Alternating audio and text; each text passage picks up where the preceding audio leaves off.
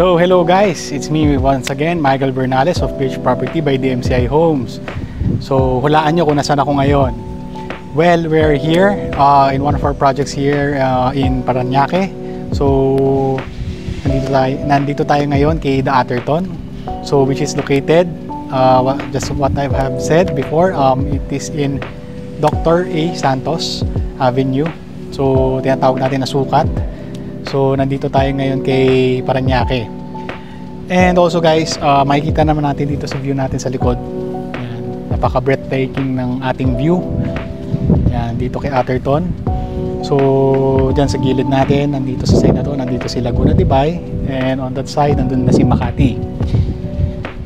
Ito guys, this project was recently turned over last August 31, 2023. So bagong-bago guys, and makikita naman natin dito ang flooring. So naka-landscape siya compared to other buildings. So katulad na kay Oak, makikita natin sa likod, and on this side seli siya. So may mga drying cage area siya. So ang ating fitness gym rin, papakita ko rin sa inyo dito.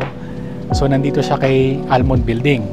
So that's why kung magtataka kayo, lalo na yung sa mga owners na nandito na, nakapag-move in na,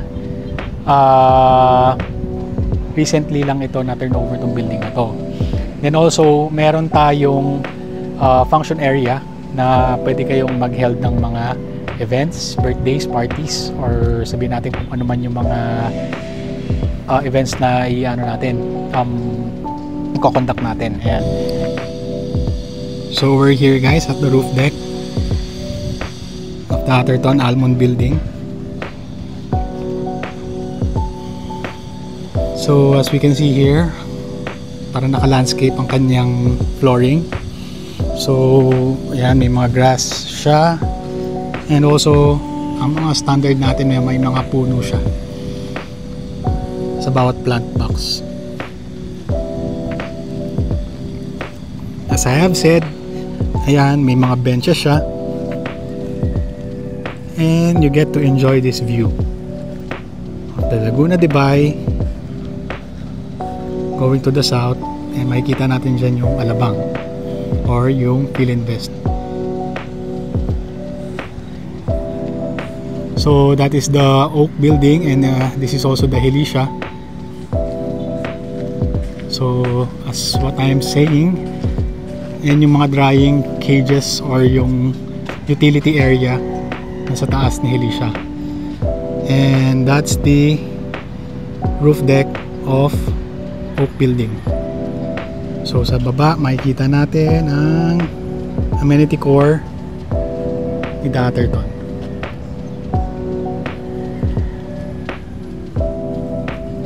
Guys, papakita ko sa inyo yung lap pool ni The Atherton, which is nasa harap ni Almond Building. And also guys, yan, makikita nyo dyan, yan yung Calathea Place, which is ilang meters away lang siya from here. So this is the lap pool.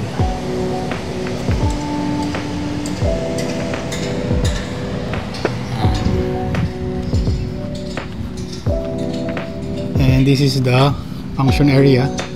So pasok tayo dyan.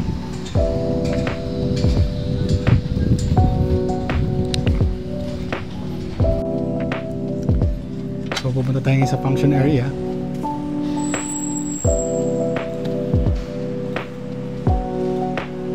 Makikita naman natin dito kung ano yung itsura niya.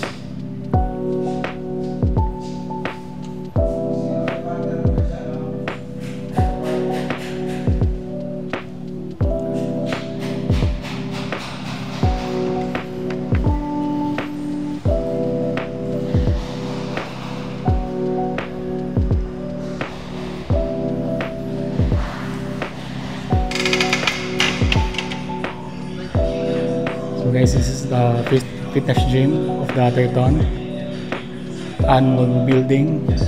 So nasa roof deck siya. So we have treadmills, yan. Yung mga pang cardio stuff natin. We have the lat pull downs. the leg presses, and for the chest press.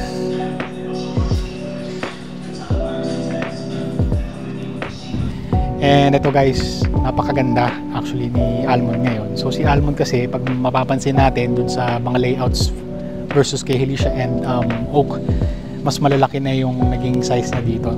Medyo konti lang naman, hindi naman ganun kalaki. And also guys, may mga projects tayo na malalapit din dito, like kay Sonora Garden, ayan, which is located in Las Piñas. So papakita ko rin sa inyo kung nasaan siya nakalocate, para at least may idea kayo kung gaano siya kalapit kay Atherton.